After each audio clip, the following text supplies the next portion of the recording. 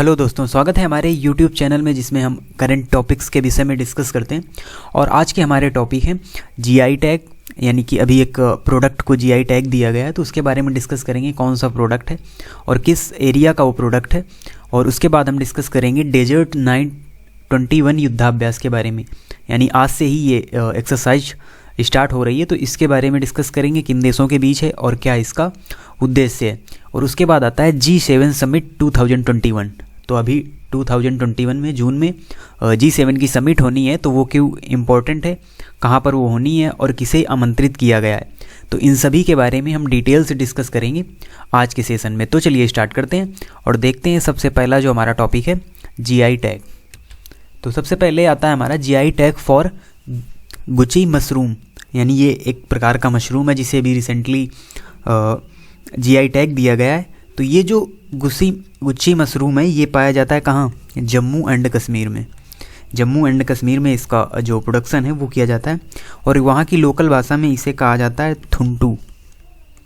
थुंटू वहाँ की यानी जम्मू कश्मीर की लोकल भाषा में इसे कहा जाता है। और ये एक विशेष प्रकार का मशरूम है। वैसे मशरूम तो कई प्रकार के होते हैं, लेकिन ये विशेष प्रकार का मशरूम है जिसे गुच्छी मशरूम कहा जाता है। और ये क्यों विशेष है, क्योंकि ये सिर्फ़ और सिर्फ जम्मू कश्मीर में ही होता है। इसके अलावा ये कुछ मात्रा में कनाडा में भी होता है, लेकिन वो उतना प्रभावशाली नहीं है जितना अच्छा जम्मू कश्मीर में होने वाला जो ये गुच्छी मशरूम है वो ज़्यादा इम्पोर्टेंट है। और ये स्पेशल प्रकार का है और इसे एक विशेष इन्वायरमेंट में ही तैयार किया जाता है, यानी इसका जो उत्पादन होता है वो एक विशेष इन्वायरमेंट में होता है। क्योंकि ऐसा ज़रूरी नहीं है कि ये जिस जगह पर पहले इसका उत्पादन हो उसी जगह पर ये दोबारा भी उत्पादन इसका हो, इसीलिए ये थोड़ा सा कॉस्टली हो जाता है क्योंकि इसका जो प्रोडक्शन है वो काफ़ी महंगा पड़ता है। और ये काफ़ी लाभदायक भी है हमारे शरीर के लिए, क्योंकि इसमें विटामिन्स, पोटेशियम और कॉपर जैसे तत्व इसमें पाए जाते हैं। और विटामिन डी इसमें प्रचुर मात्रा में पाया जाता है जो कि हमको रोगों से लड़ने की क्षमता देता है। और डायबिटीज़ के लिए ये काफ़ी बेनिफिशियल है इस प्रकार का जो मशरूम है। तभी इसकी जो कीमत है वो भी काफ़ी कास्टली है, यानी इसके 500 ग्राम की कीमत 18,000 रुपये। इसलिए ये काफ़ी महंगा है क्योंकि ये विशेष इन्वायरमेंट में इसका उत्पादन किया जाता है और ये एक जम्मू कश्मीर में ही केवल ये पाया जाता है, इसीलिए इसे अभी जीआई टैग दिया गया है। तो अब हम समझ लेते हैं कि जीआई टैग कहते किसे हैं और जीआई टैग कब दिया जाता है, किन प्रोडक्ट्स को दिया जाता है। तो उसके बारे में थोड़ा सा बैकग्राउंड हम जीआई टैग का देखते हैं। तो जीआई टैग क्या है, तो जीआई टैग का जो फुल फॉर्म होता है जियोग्राफिकल इंडिकेटर। जियोग्राफिकल इंडिकेटर ये जीआई का फुल फॉर्म होता है, जीआई टैग। और ये उन प्रोडक्ट्स को दिया जाता है जिनका एक विशिष्ट भौगोलिक मूल क्षेत्र होता है। तो उन प्रोडक्ट्स को जीआई टैग दिया जाता है जिनका एक भौगोलिक मूल क्षेत्र होता है। तो इसका क्या मतलब है, तो आपने सुना होगा किसी जगह की, जैसे बनारस की साड़ियाँ प्रसिद्ध हैं, तो किसी एक जगह की जो चीज़ फेमस होती है उसे ही फिर जीआई टैग दे दिया जाता है, जिससे उसके जो दाम है वो भी अच्छे मिलते हैं और उसके एक्सपोर्ट में भी बढ़ोतरी होती है, उसके दाम में भी बढ़ोतरी होती है। और जब किसी प्रोडक्ट को जीआई टैग दे दिया जाता है तो वो जीआई टैग उस प्रोडक्ट की विशेषता और गुणवत्ता को दर्शाता है। विशेषता व गुणवत्ता उस प्रोडक्ट ही बताता है और उस प्रोडक्ट की मांग काफ़ी बढ़ जाती है। और जीआई टैग देने से जो फेक प्रोडक्ट हैं उनको रोकने में भी मदद मिलती है। क्योंकि ऐसा होता है कि जैसे बनारस की साड़ी फेमस है और फिर वही साड़ियाँ अगर और कहीं बनाई जाती हैं तो फिर वो फेक प्रोडक्शन होने लगता है उस प्रोडक्ट का। इसीलिए जिस प्रोडक्ट को जीआई टैग दे दिया जाता है उसका कहीं भी फेक प्रोडक्शन नहीं किया जा सकता है। इसीलिए ये काफ़ी इम्पोर्टेंट होता है जीआई टैग। और इसे 2003 से दिया जा रहा है, यानी 2003 में एक एक्ट लागू हुआ था, तभी से जीआई टैग देने की शुरुआत हुई थी 2003 से। और किन प्रोडक्ट्स को दिया जाता है, इनमें कौन कौन से प्रोडक्ट आते हैं, तो इनमें आपके आगे एग्रीकल्चर से रिलेटेड प्रोडक्ट जैसे चावल है, गेहूं है, जो हमारे कृषि वाले प्रोडक्ट हैं। उसके अलावा हैंडीक्राफ्ट, जो साड़ियाँ हैं या अन्य कोई हैंडीक्राफ्ट जो प्रोडक्ट हैं वो इसमें आते हैं। उसके बाद मैन्युफैक्चर्ड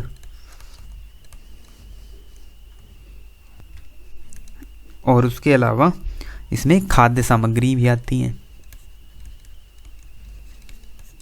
तो ये जो प्रोडक्ट होते हैं ये जीआई टैग के अंतर्गत आते हैं, यानी इन प्रोडक्ट्स को जीआई टैग दिया जाता है। तो जैसे किसी एक स्थान विशेष की कोई चीज़ फेमस है तो वहाँ का जो एसोसिएशन होता है उसके द्वारा अप्लाई किया जाता है जीआई टैग के लिए। तो फिर उसकी जांच होती है और हिस्टोरिकल कुछ प्रूफ भी देने होते हैं कि इस जगह की ये चीज़ फेमस है, और उसके बाद उस प्रोडक्ट को जीआई टैग दे दिया जाता है। और फ़ायदे हमने आपको पहले ही बताया कि इसका फ़ायदा ये रहता है कि इसके एक्सपोर्ट में बढ़ोतरी होती है, इसके दाम अच्छे हो जाते हैं और फेक प्रोडक्ट को रोकने में मदद मिलती है जीआई टैग देने से। तो ये होता है जीआई टैग। हमने आपको डिटेल में समझाया क्या होता है जीआई टैग, और इससे रिलेटेड जो करंट की न्यूज़ है वो भी हमको लर्न रखनी है कि गुची मशरूम को अभी रिसेंटली जीआई टैग दिया गया है जो कि जम्मू कश्मीर में पाया जाता है। अब देखते हैं आज की अगली न्यूज़ है जो हमारी डेजर्ट नाइट 21 युद्धाभ्यास। तो ये अभी एक्सरसाइज स्टार्ट हुई है, यानी 20 जनवरी से 24 जनवरी के बीच ये एक्सरसाइज होगी। किसके बीच? इंडिया और फ्रांस के बीच। ये एक वायु युद्धाभ्यास है। तो ये अभी स्टार्ट हुई है। तो ये नाम काफ़ी न्यूज़ में है, डेजर्ट नाइट 21 इसे नाम दिया गया है। 20 जनवरी से 24 जनवरी तक ये एक्सरसाइज होगी इंडिया और फ्रांस के बीच, जिसमें क्या होगा, राफेल और मिराज जैसे जो फाइटर प्लेन है इनको भी इसमें शामिल किया जाएगा और इनका एक युद्धाभ्यास किया जाएगा। वैसे भी इंडिया और फ्रांस के बीच गरुड़ शक्ति नाम से एक एक्सरसाइज होती है, तो जिसमें युद्धाभ्यास किया जाता है जो फाइटर प्लेन होते हैं उनके द्वारा। और अभी फ्रांस ने राफेल भी दिए हैं भारत को, तो इन राफेल का भी इसमें परीक्षण होगा, क्योंकि जो फ्रांस के वायु सैनिक हैं वो पहुंच चुके हैं ऑलरेडी। तो जो फ्रांस के वायु सैनिक हैं वो पहले से राफेल उड़ा रहे हैं, और जो भारत वाले पायलट हैं तो वो अभी थोड़ा सा उनके लिए ये एक चैलेंजिंग होगा राफेल को सही से मैनेज करना। तो इसी युद्धाभ्यास में इस प्रकार का अभ्यास किया जाएगा इन जो फाइटर प्लेन को, उसमें इसीलिए शामिल किया गया। और ये युद्धाभ्यास कहाँ होने वाला है? तो ये राजस्थान के जोधपुर एयरबेस में ये युद्धाभ्यास होगा। क्योंकि क्या है कि सर्दियों का सीज़न चल रहा है तो फॉग आदि की समस्या ना आए, क्योंकि जोधपुर एयरबेस में जो मौसम है वो अधिकतर साफ़ ही रहता है, क्योंकि वो बीच में स्थित है राजस्थान में जोधपुर एयरबेस, इसीलिए इसे चुना गया है इस युद्धाभ्यास के लिए। तो ये आपको याद रखनी है। इसमें क्या है, जो राफेल जैसे विमान है भारतीय पायलटों को ये सीखने में मदद मिलेगी कि इनको कैसे अच्छी तरीके से हम कंट्रोल कर सकते हैं। तो फ्रांस और भारत के जो वायु सैनिक हैं आपस में मिलकर इस अभ्यास को करेंगे, डेजर्ट नाइट 21 युद्धाभ्यास। और आपको याद रखना है कि गरुड़ शक्ति युद्धाभ्यास भी इंडिया और फ्रांस की वायुसेना के बीच किया जाता है। अब देखते हैं आज का अपना अगला टॉपिक, जो कि है G7 समिट 2021। तो अभी ये समिट होनी है, यानी 2021 में जून में, और ये कहाँ होने वाली है? ये होने वाली है यूके में।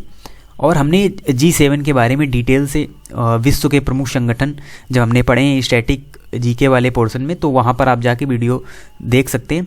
उसमें हमने G7, G77 और G20 क्या होते हैं इन सभी के बारे में डिटेल से डिस्कस किया है, और भी बहुत सारे ऑर्गेनाइजेशन है उसमें जिसके बारे में डिटेल से डिस्कस किया गया है। तो वहाँ से आप इसके बारे में डिटेल जानकारी ले सकते हैं।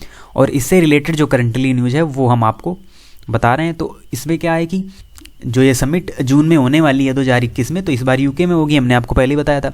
और 2020 वाली यूएसए में होनी थी, लेकिन कोविड-19 के कारण वो हुई नहीं है। हमने आपको उस वाले वीडियो में ये बताया था कि 2020 वाली यूएसए में और 2021 वाली यूके में होनी है। तो ये जो यूके में होनी है, तो इसमें अभी यूके के जो प्राइम मिनिस्टर हैं बोरिस जॉनसन, इन्होंने अभी इनवाइट किया है 3 देशों को, जिसमें है इंडिया, ऑस्ट्रेलिया और साउथ कोरिया। तो देखिए ये जो देश हैं ये G7 के पार्ट नहीं है, ये आपको याद रखना है। इनको सिर्फ और सिर्फ इनवाइट किया गया है यूके के पीएम के द्वारा, क्योंकि यूके इस समिट को होस्ट कर रहा है। तो वहीं के जो पीएम है बोरिस जॉनसन, उन्होंने इनवाइट किया है इंडिया को, ऑस्ट्रेलिया को, साउथ कोरिया को कि आप इस G7 समिट में आएँ और इसमें आप पार्टिसिपेट करें एज अ गेस्ट, ना कि मेंबर, क्योंकि ये G7 के मेंबर नहीं है। G7 के जो मेंबर हैं वो हमने आपको पहले बताया था, यूएसए, यूके और इटली जापान, जर्मनी, कनाडा और फ्रांस। तो ये जो 7 कंट्रीज़ हैं ये G7 के मेंबर हैं, यानी इन्हीं का जो ग्रुप है वो G7 कहलाता है। और इसमें साथ ही साथ यूरोपीय यूनियन को भी जोड़ दिया जाता है। और यूरोपीय यूनियन, इसके बारे में भी हमने डिटेल से डिस्कस किया है, तो अगर इनके बारे में आपको और अच्छी तरीके से डिटेल जानकारी लेनी है तो आप वो वाला वीडियो देख सकते हैं जो हमारे चैनल में ऑलरेडी अपलोड है। तो ये G7 कंट्रीज़ का ग्रुप है। और ये जो 3 कंट्री हैं, इंडिया, ऑस्ट्रेलिया, साउथ कोरिया, इनको एज अ गेस्ट इनवाइट किया गया है इस समिट में कि आप यहाँ पर आएँ और पार्टिसिपेट करें केवल।